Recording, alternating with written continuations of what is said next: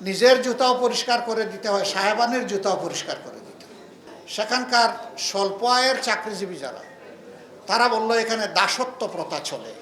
আপনারা যদি তাদের বাসায় ক্ষমতায় যান, আমরা ক্ষমতা বলি না, আমরা বলি দেশ সেবার সুযোগ, আপনারা যদি ক্ষমতায় যান তাহলে এই বিষয়টা দেখবেন।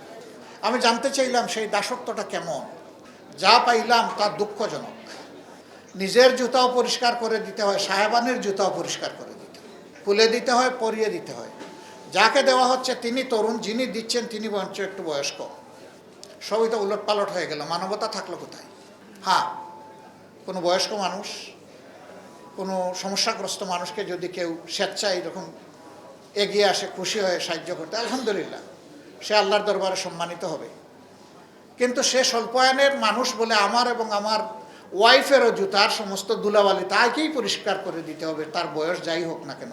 এটা হীনমন্যতা, এটা কখনো মানবতা হতে পারে না। আমরা ওই সমাজটা পাল্টাতে চাই।